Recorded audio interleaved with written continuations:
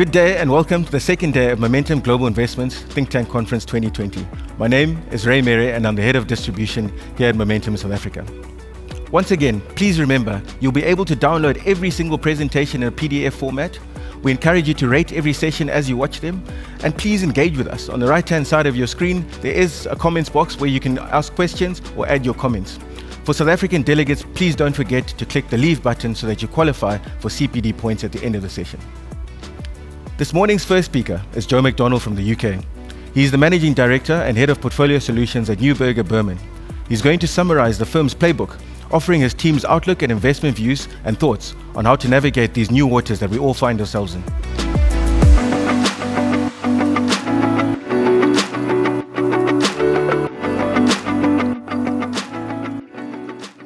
Well, Ray, thank you very much for the kind introduction, and thank you for inviting me to the think tank. Over the next 30 minutes, I'm going to represent Neuberger Berman's Investment Playbook 2.0, given our thoughts around recovery scenarios and investment opportunities. Before I do so, I want to introduce Neuberger Berman as an asset management business. Today, we manage about $360 billion across equities, fixed income, and alternatives.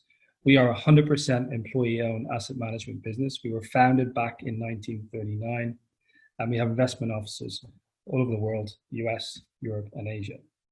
The Investment Playbook 2.0 is the second iteration of the playbook. The first iteration was first developed back in the teeth of the crisis in March of this year, and we started talking to clients about the playbook from the beginning of April. Things have changed over the last 6 months, and it's important that we move our thoughts to reflect the fact that opportunities have also changed. But we should also reflect upon the response that's come from monetary and fiscal authorities over the last number of months in response to the COVID crisis. The amount of fiscal support, over $1 trillion across the US, Germany, France, Italy, Spain, United Kingdom, on the fiscal side has been tremendous, and the monetary authorities have expanded their balance sheets considerably. And all of this happened in a very short space of time. On the back of that, we've had an amazing rally across risk assets. Again, in many ways, this is a liquidity-driven rally, not driven by necessarily fundamentals, but driven, if you like, by fiscal and monetary action. So markets, if you like, are reflecting a V-shaped recovery today. But the underlying economy, or underlying global economy, we believe is more reflecting a U-shaped recovery from here.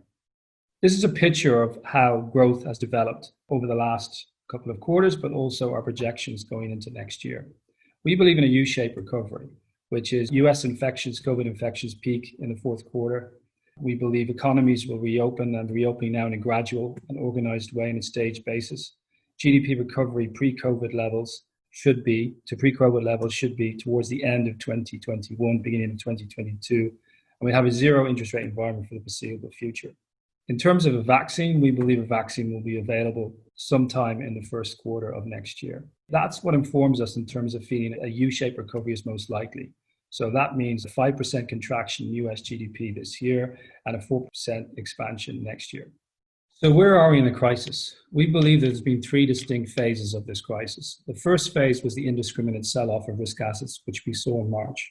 The second phase was that policy response, both fiscal and monetary policy response we saw across the developed markets.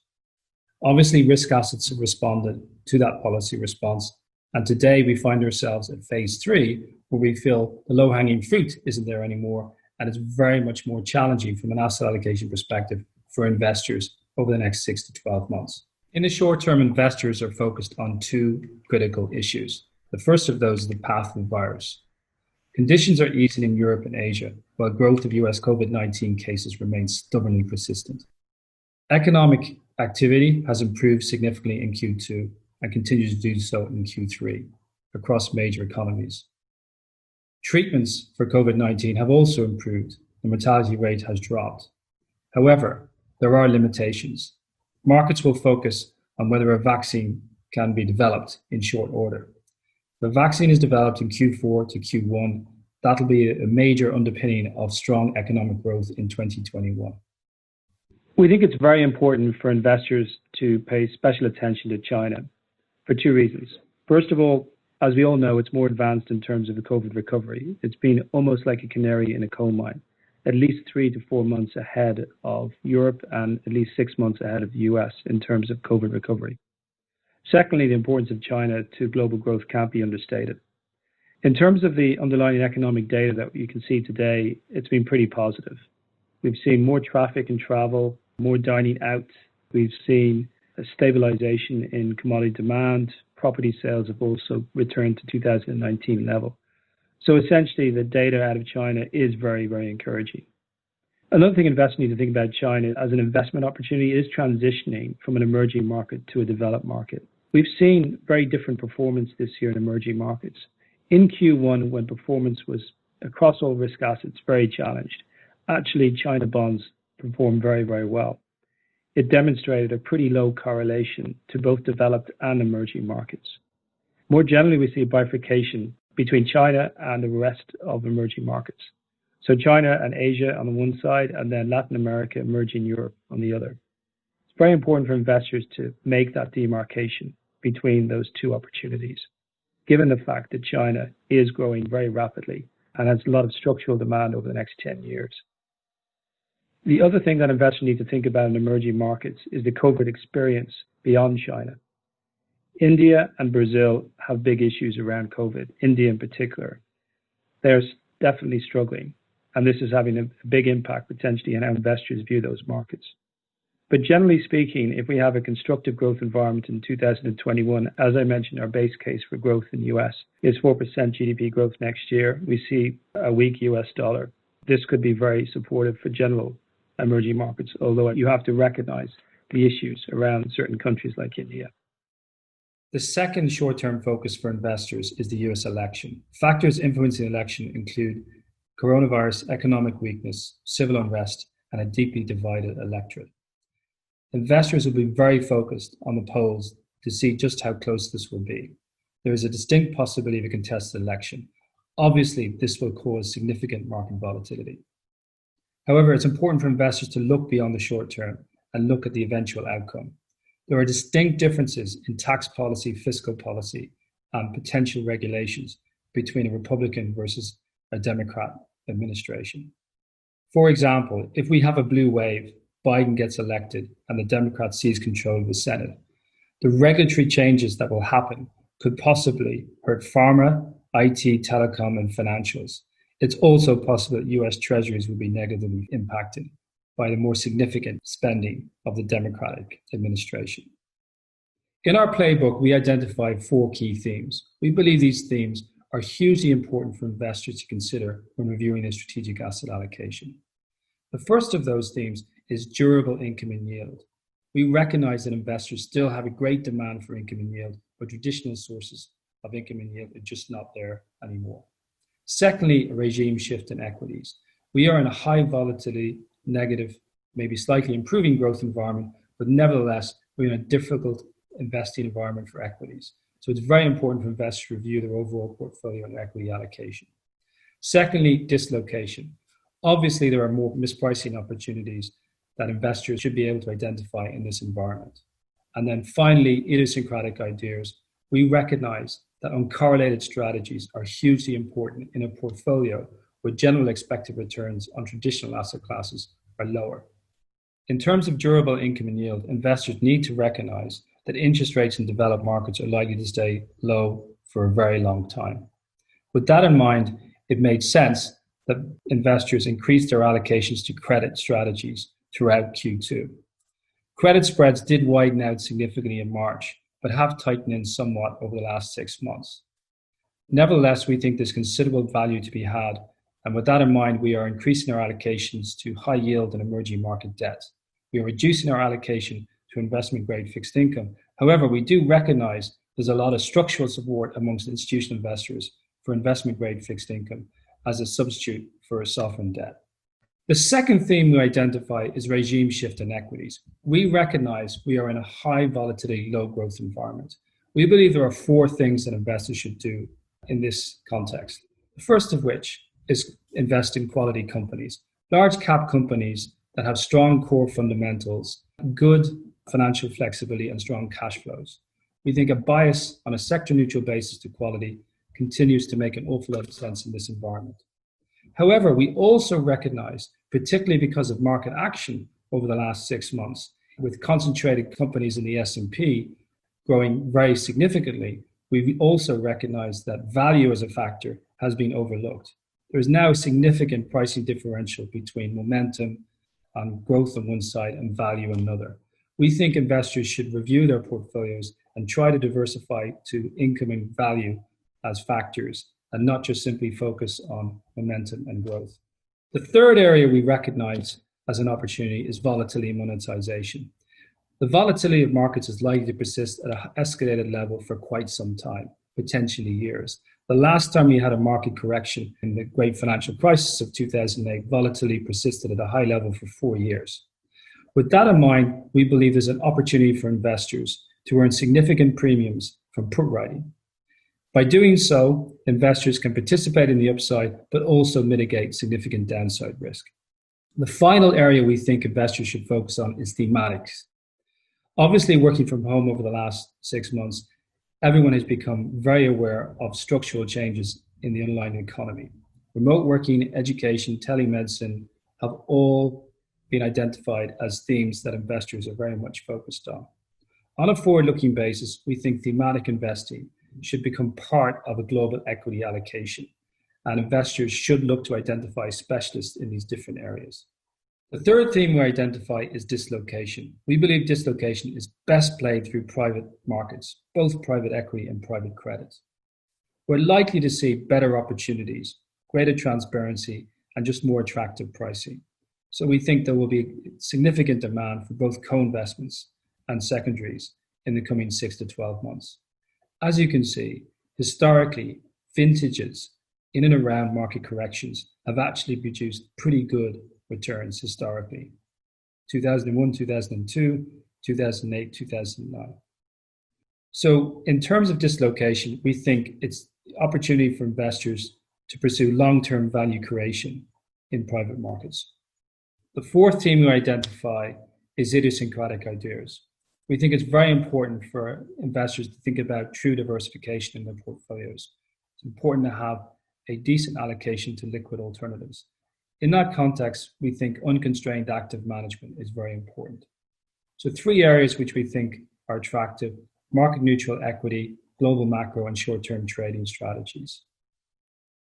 High conviction managers in this space can benefit from the higher volatility environment we're in, but also the fall in correlation between cross assets. A second investment opportunity in relation to uncorrelated strategies would be insurance-linked securities. Providing insurance on weather-related securities is clearly completely uncorrelated to general movements in equity and bond markets. We believe that the premium that is achievable in these markets is attractive, particularly in this environment. Another opportunity we think in idiosyncratic ideas is commodities. Obviously an asset class that most investors have overlooked for some time, and an asset class that has been challenged in terms of performance for a number of years. Nevertheless, we think there are a number of reasons why investors should consider more incorporating commodities into their general portfolio.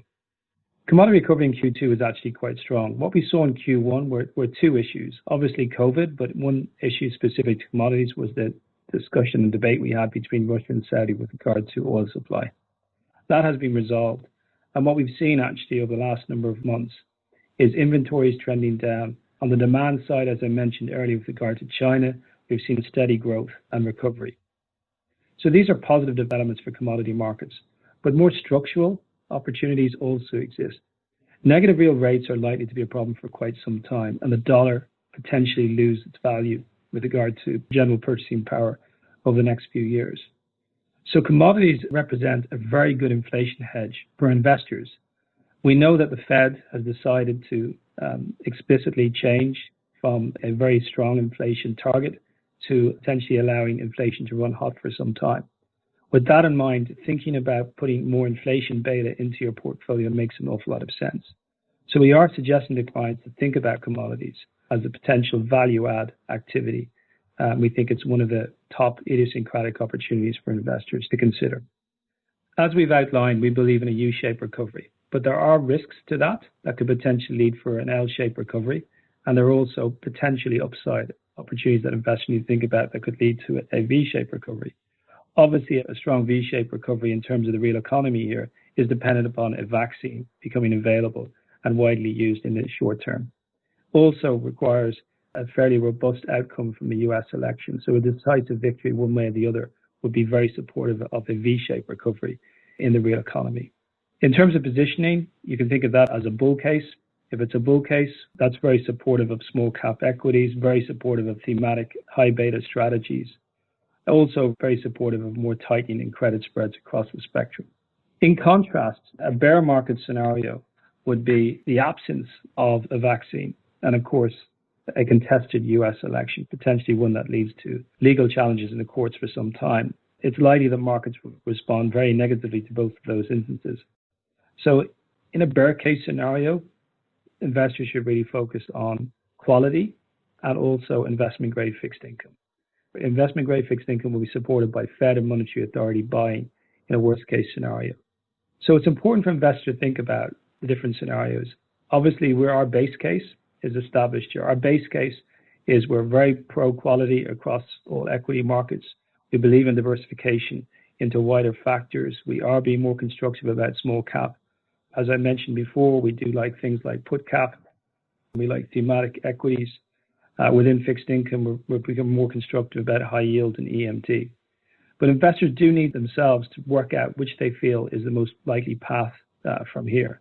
Our base case, we think, is our best thinking across all the different drivers of return, but you need to think about both the bull and bear case scenarios when building your portfolio.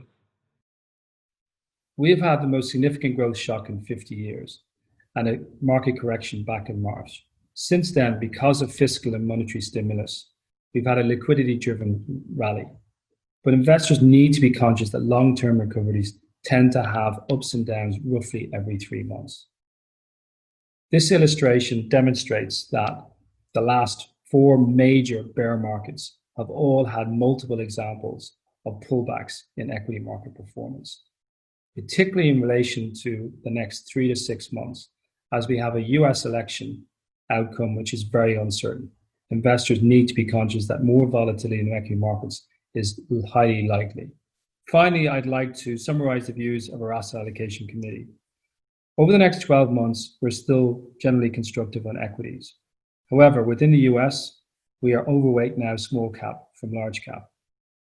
In terms of international allocations, we have reduced our allocation to the US and increased our allocations to both Europe and Japan. In terms of fixed income, we are reducing our allocation to investment grade fixed income, increasing our allocation to both high yield and emerging market debt. From a currency perspective, we're underweight dollar. We're more constructive, both yen and sterling.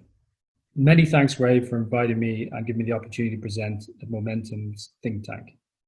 I hope everyone enjoys the rest of the day.